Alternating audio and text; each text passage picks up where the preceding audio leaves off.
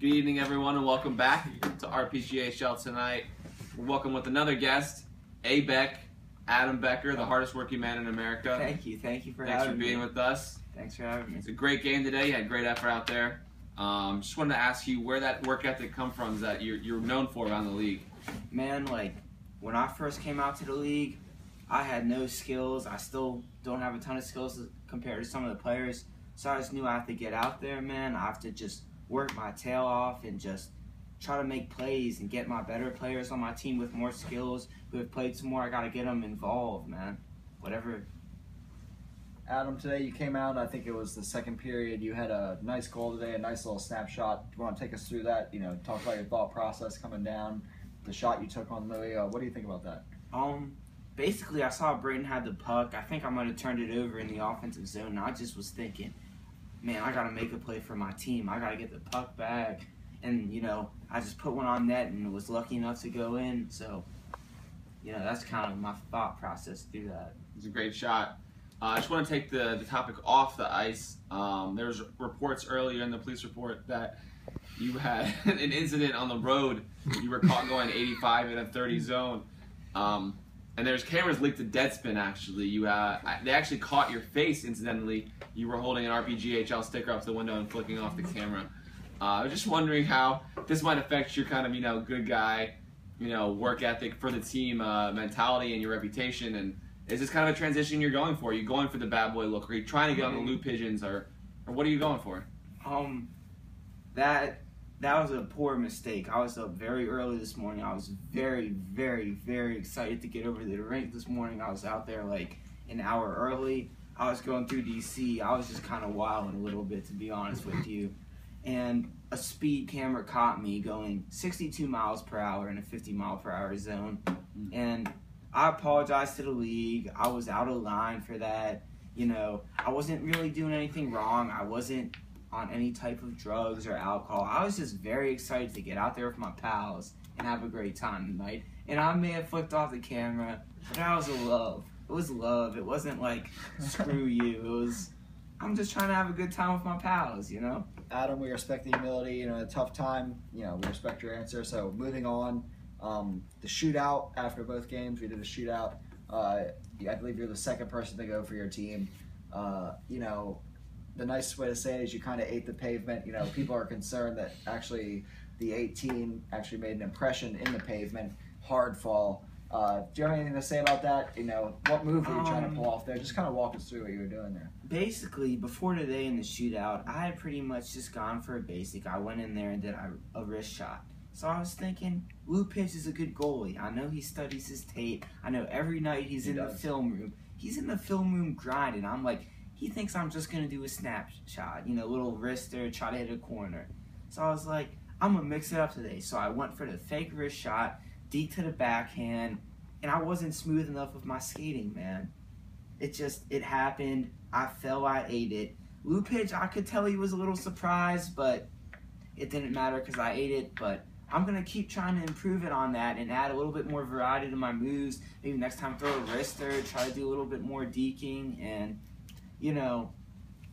just try to improve myself every game of the week, add a little bit more variety to my game. That's all we can ask for. You look smooth, you look fresh out there tonight to me. So, once again, just taking things off the ice. I'm kind of having my nose in the rumor mill this afternoon, and we had some disturbing reports coming from Deadspin today. Braden Poor, I'm not going to jump into the allegations because I don't think that's honestly appropriate for television, but I'm disturbed. And I know, it's not great for everyone else. As a small man yourself, do you feel safe going to the rink these days? I don't want to cut you off, but actually you were roommates with Braden Poor for a few years. Yeah. Of anyone in the league, you probably know him better than anyone. You've seen him at times that no one in the league, the TV cameras don't catch him. So feeding off of John's question, what do you have to say about these allegations of John not being, or Braden, not being allowed at parks after 7 p.m.? I'm just here so I don't get fined. But, I've known Braden for a while. I personally, I don't believe the allegations, man. I'm just gonna have to let the, United States criminal justice system, the courts, do its case, and I'm not really here to make a judgment until. And don't forget as well, case. I mean, he hasn't really just been preying on young women. There's been some alleged photos, it's not guaranteed it was him, but we've seen him in clubs and bars and leaked photos grinding on many dudes. So don't forget that. Actually, other league members. It's not just outside league members have felt actually. Really? So breaking news. First breaking news on RPGHL Tonight. Braden Poore has been coming on to men in the league, and it's making waves throughout the league. And the commissioner, honestly, this is kind of uncharted territory for us.